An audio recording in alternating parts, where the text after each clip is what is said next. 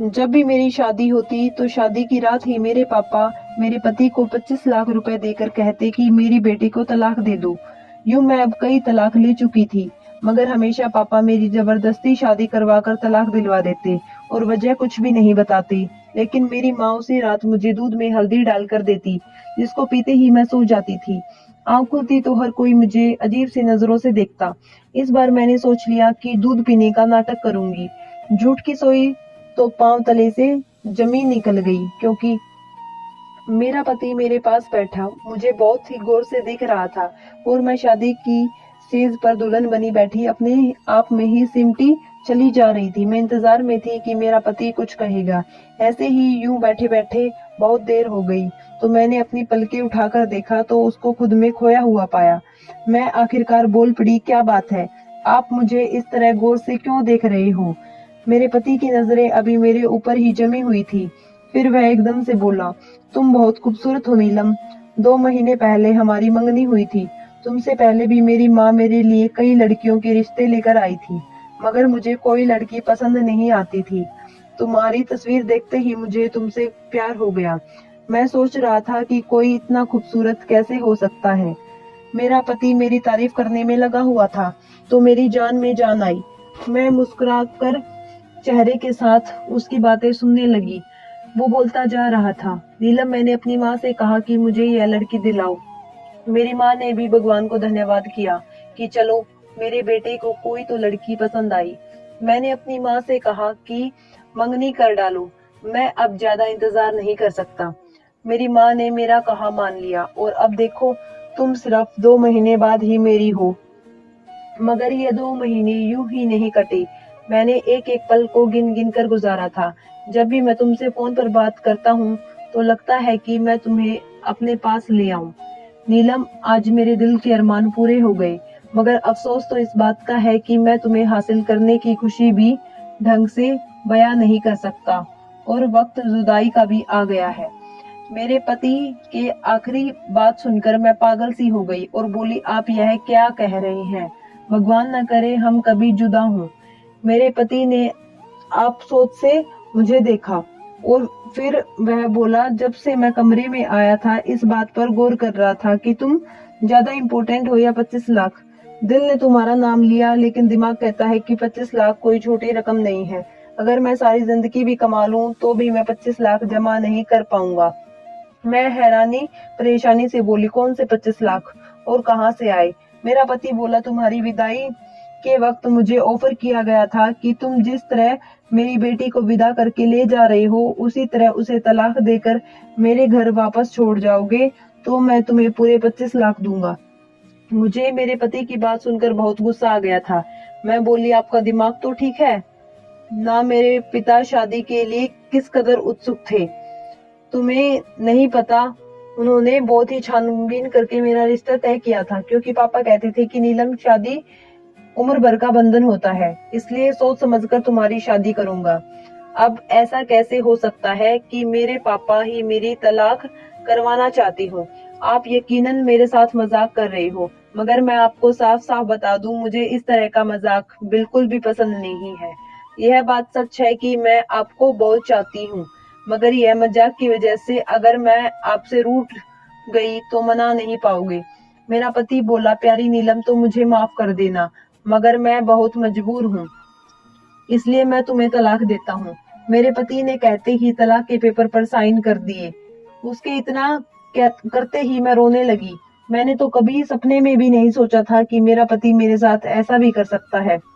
कभी सपने में भी नहीं सोचा था कि शादी की पहली रात ही तलाक मिल जाएगा। मेरी आंखों से आंसू बहने लगे। तो मेरा पति, बस यह रोने का वक्त नहीं है यार। मुझे डर है कि जरा सी भी देर हो गई तो कहीं तुम्हारे पापा अपना फैसला न बदल लें, या ना हो कि मेरे 25 लाख जो मैंने इतनी खूबसूरत बीवी को खोकर कमाए हैं वह मेरे हाथ से निकल जाए। जल्दी जल्दी उठो, मैं तुम्हारे घर तुमको छोड़कर आता हूँ। मुझसे तो हिला भी नहीं जा रहा था, मगर मेरे पति ने मेरा हाथ पकड़ लिया और घसीटते हुए अपने साथ बाहर ले गए और गाड़ी में बैठाकर मेरे घर के दरवाजे तक ले आई। उसने डोरबेल बजाई, दरवाजा पापा ने ही खोला। पापा को देखते ही मैं रोने लगी। मेरी आंखों के सामने ही मेरे पापा ने नोटों से भरा हुआ सूटकेस मेरे पति को थमा दिया। मेरा पति नोटों से भरा सूटकेस लेकर वापस चला गया और मैं वही पत्थर की बुत की तरह खड़ी रह गई। मेरे पापा ने मेरा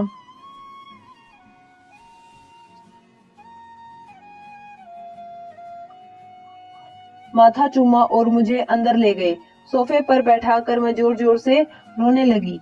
पापा ने मुझसे कहा, भगवान का लाख लाख शुक्र है कि तुम्हारी जिंदगी तबाह होने से बच गई। मैं बोली, मुझे बताइए आपने मेरे साथ ये क्या किया? आपने मुझे बदनाम क्यों किया? मैंने तो सुना है कि बाप अपनी बेटियों के घर बसाने की खातिर बहुत कुछ कर जाते हैं, मगर आपने तो मेरे पति को पैसों का लालच देकर मेरा तलाक करवा दिया। इतने में मेरी माँ हल्दी वाला दूध लेकर आई। कहने लगी, यह दूध पी लो, तुम्हें आराम मिलेगा। मैं चीख पड़ी थी। मैं बोली, मम्मी मेरा घर उजड़ गया है। मैं शादी की पहली रात ही तलाक लेकर घर वापस आ चुकी हूँ। अब सबके पीछे कोई और नहीं है, मेरा अपना बाप है। मुझे दिलासा देने की बजाय आज मेरे लिए हल्दी वाला दूध लेकर आई है। मुझे बताइए, क्या यह मजाक चल रहा है? मेरी माँ ने मुझे दोनों हाथों से थाम लिया, जबकि पापा बोले, नीलम जब तुम्हारी शादी रोहित से हुई थी तब मेरे एक रिश्तेदार ने आकर मेरे कान में बताया था कि रोहित का घर आना एक फ्रॉड घराना है। रोहित तुमसे पहले भी कई लड़कियों से शादी कर चुका है। अब यह सुनकर मैं हैरान रह गई, मगर मैंने सोचा शायद यह झूठी खबर हो, इसलिए मैंने अपने जासूसों से पता लगाया तो मुझे मालूम हुआ कि रोहित सच में अच्छा लड़का नहीं था। वह मेरी जिंदगी बर्बाद कर देता। तभी पापा बोले, मैं तुम्हारी जिंदगी बर्बाद होने नहीं दे सकता था। मैं गुस्से से बोली, पापा आप पहले भी तो यह सब कुछ पता कर सकते थे। आपने इस बात की पहले से जानकारी क्यों नहीं ली? अगर पहले से सब पता कर लिया होता तो मुझे इतना दुख ना होता। अब तो मैं विदाई के बाद तलाक लेकर आई हूँ। अपनी सहेलियों को क्या शक्ल दिखाऊंगी? लोग तो मेरा मजाक उड़ाएंगे। पापा बोले, लोगों की खातिर मैं तुम्हारी जिंदगी खराब नहीं होने देना चाहता था। यह नामुमकिन है। हमारा शोर सुनकर जो घर में मेहमान थे इकट्ठा होने लगे। यह नजारा देखकर वह भी हैरान हो गए। मेरी माँ ने जल्दी जल्दी से मेरे हाथ में हल्दी वाला दूध थमा दिया और मुझे पीने को कहा।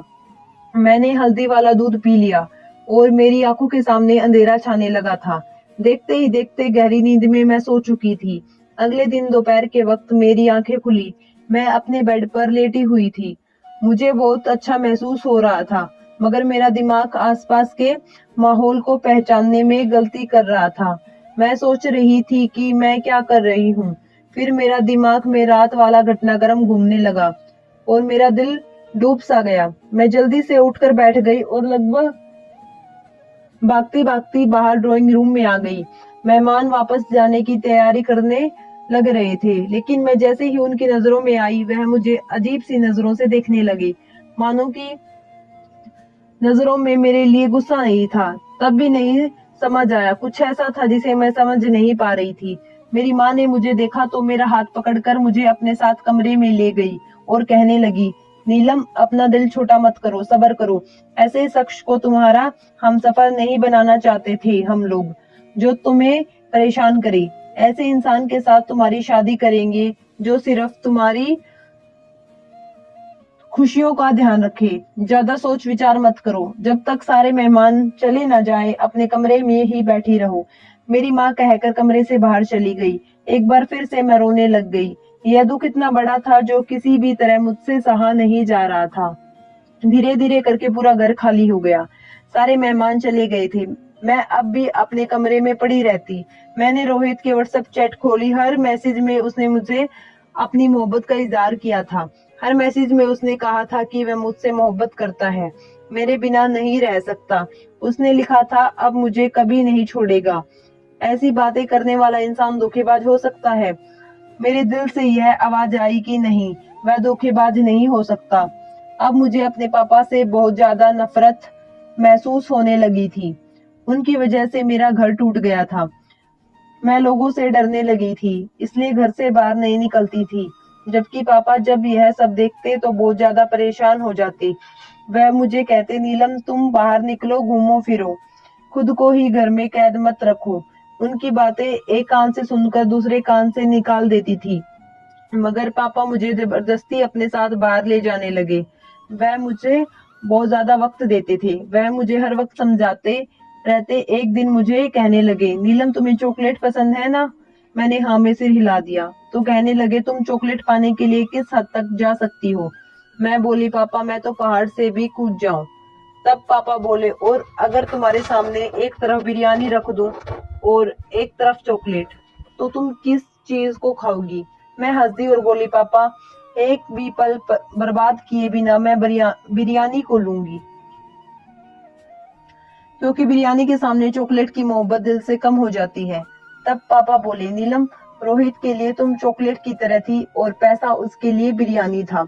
उसने पैसे की खातिर तुम्हें छोड़ दिया, तो क्या सारी जिंदगी उसका राग लगाकर बैठी रहोगी? उस दिन मैं इतना रोई कि दिल से रोहित का ख्याल हमेशा के लिए निकल गया। पापा मुझे नई शुरुआत के लिए तैयार कर रहे थे। उन्होंने मुझे एक लड़के की फोटो दिखाई थी, तो मैंने रजामंदी दे दी। पापा ने लड़के वालों को घर बुला लिया और मेरी और सुमित की मुलाकात करवा दी। सुमित एक अच्छा लड़का था। कहने लगा, मुझे मालूम है आपकी पहले शादी टूट चुकी है। मैं जानता हूँ कि लड़कियों के लिए शादी का टूटना बहुत बड़ा सदमा होता है। मैं आपको उस गम और सदमे से निकालने की पूरी कोशिश करूंगा और आपको बहुत मोहब्बत करूंगा। सुमित की बातें सुनकर बहुत ही उम्मीद हो गई थी। मैंने पापा से कहा कि मैं सुमित के साथ शादी करने के लिए तैयार हूँ, पर मैं मंगनी नहीं करना चाहती। मैंने डायरेक्ट शादी का प्लान किया। 2 हफ्ते बाद ही वह दिन भी आ गया जब मेरी और सुमित की शादी हो चुकी थी। मैं खुश थी, मगर इस बार शादी की रात को लेकर मेरे दिमाग में मौत के बुरे बुरे ख्याल आ रहे थे। शायद कहते हैं ना, दूध का जला हो तो छाछ भी ऊपर पीता है। मैं सुमित के कमरे में बैठी थी। मैं बहुत खुश था। मेरे पास आया, मेरा घूंघट उठाया और मेरे हाथ में सोने की अंगूठी पहनाकर बोला, नीलम मैं तुम्हें जिंदगी भर खुश रखने की कोशिश करूंगा। मैं मुस्कुराकर बोली, क्या मुझे आपकी बातों पर यकीन कर लेना चाहिए? सुमित ने हाँ में सिर हिला दिया और बोला, जान की बाजी लगा दूंगा, मगर अपने वादों से नहीं फिरूंगा। तभी सुमित के मोबाइल पर घंटी बजी। फोन निकालकर कान से लगाया। कुछ ही देर बाद उसके चेहरे की मुस्कुराहट गायब हो गई। सुमित कहने लगा, आप यह क्या कह रहे हैं? मैं आपकी बात समझ नहीं पा रहा। फोन करने वाले इंसान से पता नहीं क्या कह रहा। सुमित बोला, मैं आपकी बात पर यकीन कैसे करूं? फोन के दूसरी तरफ बैठे इंसान ने दोबारा जाने क्या कहा कि सुमित के चेहरे पर मुस्कुराहट फैल गई। सुमित ने फोन बंद कर दिया और मेरा हाथ पकड़कर बोला, नीलम मैं तुम्हें तलाक देता हूँ। यह शब्द मेरे दिमाग पर हथौड़े की तरह पड़े। मैं गुस्से में बोली, यह तुम क्या बकवास कर रही हो? सुमित कहने लगा, नीलम मैंने 2 साल पहले ही एक प्राइवेट कंपनी में जॉब स्टार्ट की थी। मुझे बहुत बुरे हालातों से गुजरना पड़ा था। तनख्वाह भी बहुत कम थी, जबकि मेरे हालात बहुत ज्यादा खराब थे। मुझे पैसे की बहुत ज्यादा जरूरत है। मेरी जिंदगी की सबसे बड़ी ख्वाहिश थी कि मुझे कहीं से 20 लाख रुपए मिल जाए तो मैं अपना बिजनेस शुरू कर दूं। अभी तुम्हारे पापा का फोन आया। वह मुझे 25 लाख देने को तैयार हैं। बदले में उन्हें मुझे तलाक देने को कहा है। चलो मैं तुम्हें तुम्हारे घर तक छोड़ आता हूँ। तलाक के पेपर सुबह पहुंचा दूंगा। मेरा सर चकराने लगा। मैं दहाड़ कर बोली, नहीं जाना मुझे तुम्हारे साथ, मैं खुद चली जाऊंगी। सुमित मुस्कुराकर बोला, यार मेरी मजबूरी है। तुम्हारे पापा ने मुझसे कहा है कि अगर तुम मेरी बेटी को छोड़ने आए तभी तुम्हें पैसा दूंगा। इसलिए अगर मुझे तुम्हारे साथ जबरदस्ती भी करनी पड़ी तो भी मैं पीछे नहीं हटूंगा। मैं कुछ कहे बिना ही सुमित के साथ चल पड़ी। जो मर्द मुझे पैसों की खातिर तलाक दे सकता है, फिर ही वह कुछ भी कर सकता है। घर के दरवाजे तक पहुंच कर सुमित ने डोरबेल बजाई। पापा ने दरवाजा खोला। पापा मुझे देखकर बोले, आ गई मेरी बेटी? ऐसे अंदाज में पूछा जैसे कि किसी ट्रिप से वापस आई हूँ। कुछ नहीं बोले, सुमित से बात करने लगे, जबकि मेरी माँ मेरे लिए हल्दी वाला दूध लेकर आई और मैं चीखने लगी। मैं बोली, मम्मी पापा ने दूसरी बार मेरा घर उजाड़ दिया। तभी मुझे पीछे से पापा की आवाज सुनाई दी। कहने लगे, मैंने तुम्हें बचाने के लिए यह सब किया है। सुमित एक अच्छा लड़का नहीं था। वह तुम्हें खुश नहीं रख पाता। मैं गुस्से में बोली, पापा मुझे हैरत होती है कि आप अपने करोड़ों का बिजनेस अकेले कैसे संभाले हुए हैं, जबकि आपने तो फैसला लेने की कोई हिम्मत ही नहीं है और ना ही आपके अंदर कोई समझ है। आपको तो इतना भी नहीं पता कि सामने वाला इंसान धोखेबाज है या फिर वफादार है। आपको लोगों की परख ही नहीं है। आप एक फेलियर इंसान है। मेरी दहाड़ से मेरी माँ हिल गई थी। मेरी माँ कहने लगी, बेटी यह दूध पी लो, तुम्हें सुकून मिल जाएगा। मेरा नाम में सिर हिला दिया, लेकिन मम्मी ने जबरदस्ती मुझे दूध पिला दिया। दूध पीते ही मुझे नींद आने लग गई। अगले दिन मैं बहुत देर से उठी। दिन चढ़ गया था। मैं सोकर उठी तो मेरे घर के नौकर मुझे बहुत ही अजीब नजरों से देख रहे थे। मुझे समझ नहीं आया कि यह सब क्या हो रहा है। अब मैंने खुद को अपने कमरे तक रख लिया था, कमरे में ही बंद कर लिया था। मैं किसी से मिलती जुलती नहीं थी। पापा एक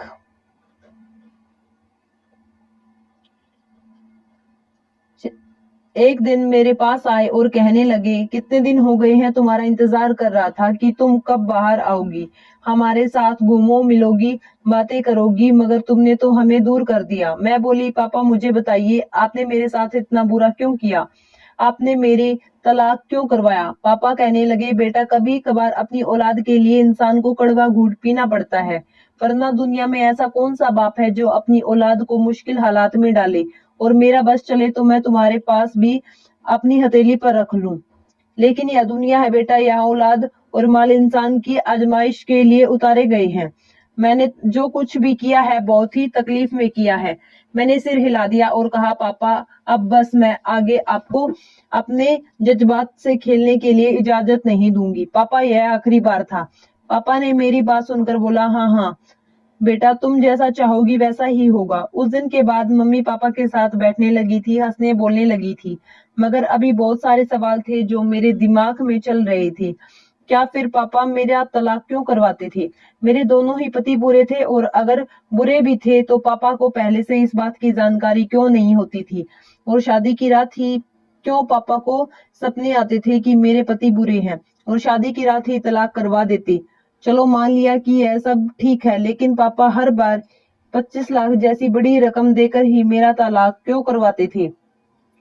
मधुर रात इन सवालों के जवाब न होने में उलझी रहती। एक बार कमरे में बैठे इसी सोच विचार में घूम रही थी कि पापा ने मुझसे कहा कि वह मेरी तीसरी शादी करवाना चाहते हैं।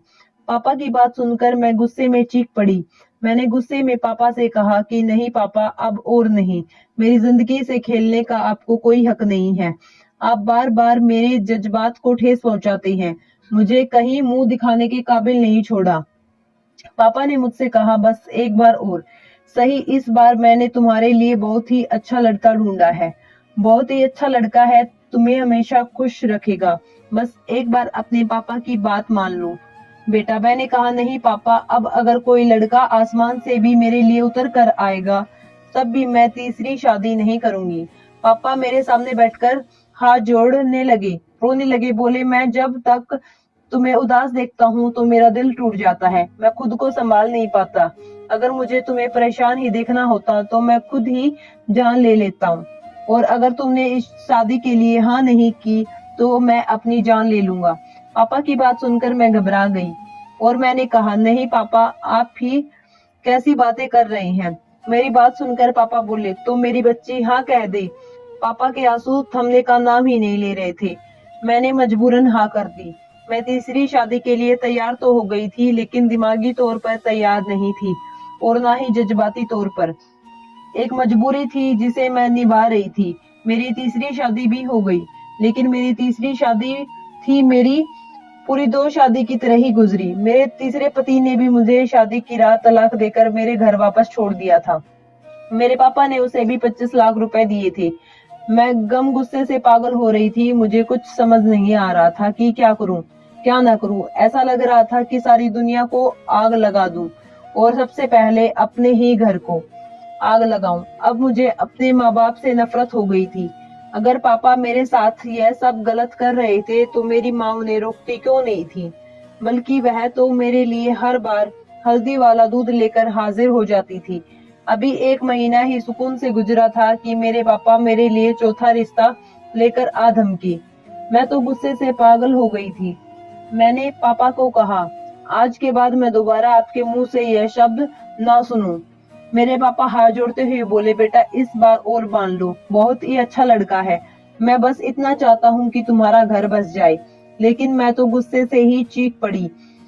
नहीं, ऐसा नहीं हो सकता, आपकी कोई भी बात नहीं मानूंगी। मेरी बात सुनकर पापा बोले, ठीक है, अगर मेरी बेटी का घर नहीं बस सकता तो मैं अपना घर भी नहीं बसाऊंगा।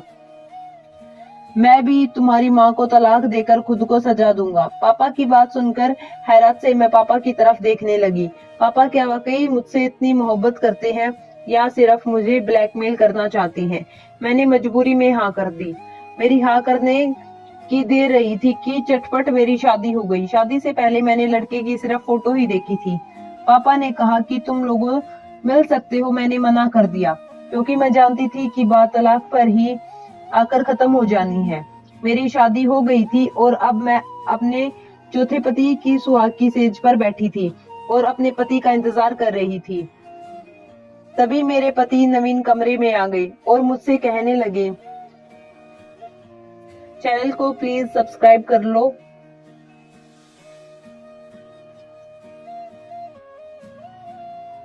और मुझसे कहने लगे, नीलम, मैं तुमसे यह नहीं पूछूंगा कि तुम्हारे 3 तलाक क्यों हुए। मैंने तो तुम्हें दिल से कबूल कर लिया है।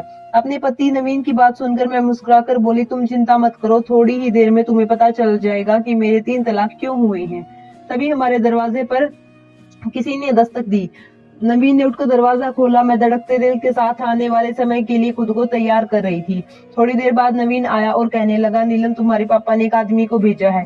कहते हैं मैं तुम्हें तलाक दे दूं तो वह मुझे 25 लाख देंगे, मगर मैं अपनी बीवी को, जो कि मेरे घर की इज्जत है, उसे सिर्फ पैसों की लालच में आकर तलाक नहीं दे सकता। यह बात मेरी गैरत के खिलाफ है। मैं हैरत से अपने पति का चेहरा देखने लगी। क्या मर्द ऐसे भी होते हैं जो अपनी बात पर डटे रहें, इज्जत को पैसों से ज्यादा अहमियत दे, पैसों का लालच उन्हें तोड़ ना सके। मैंने नवीन को आजमाने के लिए कहा कि तुम क्यों आए, पैसे को लात मार रही हो। मेरे पहले ही 3 लाख भी 25 लाख रुपयों की वजह से हुए हैं। मेरी बात सुनकर नवीन बोले, मैं पैसों की खातिर अपनी इज्जत को नहीं छोड़ सकता। इज्जत है तो सब कुछ है, पैसा तो हाथ का मैल है। नवीन की बात सुनकर मेरा दिल गदगद हो गया था। नवीन की बात सुनकर मैंने नवीन से कहा कि नवीन, मैं नहीं जानती कि मेरे पापा ने मेरे तलाक क्यों करवाई थी, और वह भी 25 लाख रुपए देकर, लेकिन मैं सच्चाई जानना चाहती हूँ। इसलिए आप मुझे अपने साथ मेरे घर लेकर चलें और मेरे पापा से कहें कि आपने मुझे तलाक दे दिया है। नवीन मेरी बात मान चुके मुझे लेकर मेरे घर के पास चले गए। घर जाने पर सब कुछ पहले जैसा हो रहा था। नवीन पापा से बोल रहे थे, मैं रो रही थी और मेरी मम्मी मेरे लिए हल्दी वाला दूध लेकर आई थी। मैंने चुपके से दूध पास रखे गमले में फेंक दिया और सोने का नाटक करने लगी। अभी मुझे सोने का नाटक करते हुए 10 मिनट ही गुजरे थे कि मेरे घर में बहुत सारे लोग आने जाने लगे थे।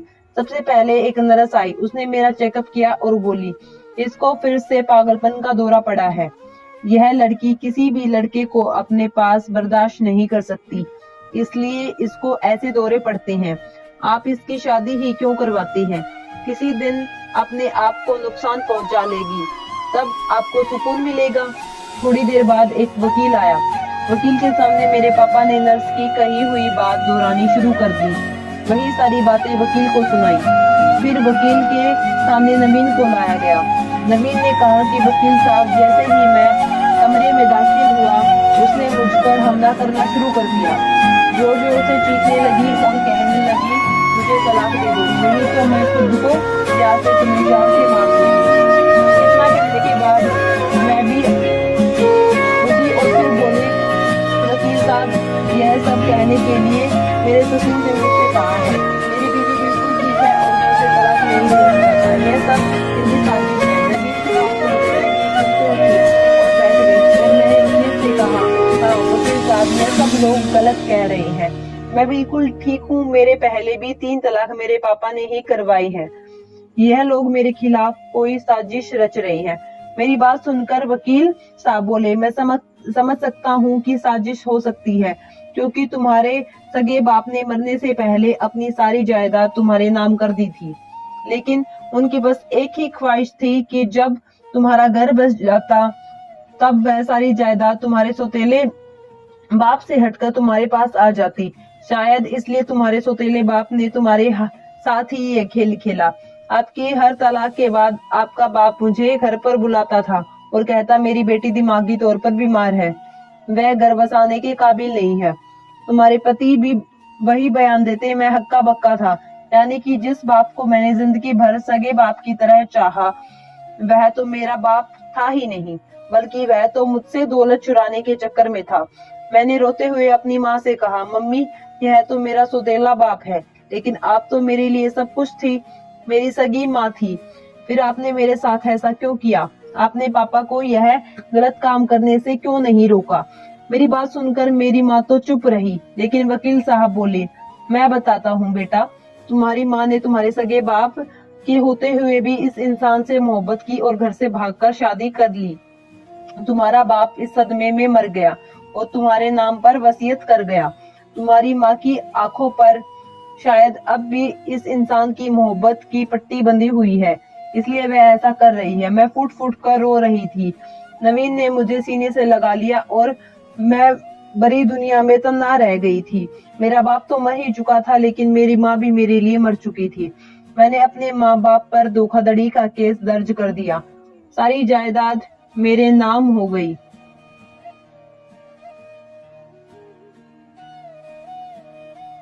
चैनल को प्लीज सब्सक्राइब कर लो आगे की वीडियो के लिए। मैं और नवीन नहीं सारे बिजनेस को देख रहे थे। नवीन बहुत अच्छा था, मेरा बहुत ख्याल रखता था, शायद इसलिए मैं अपने दुख जल्दी उभर आई। जब तक मेरे माँ बाप को कड़ी से कड़ी सजा नहीं मिलती, मैं सुकून से नहीं बैठती। जिन लोगों ने मेरे ऊपर तरस नहीं खाया, मेरी जिंदगी बर्बाद करनी चाहिए, मैं उन पर तरस नहीं खाऊंगी। सच कहते हैं कि पैसा बहुत बड़ी खट्टी चीज होती है, ये अपने सगे खून को भी सफेद कर देता है। तो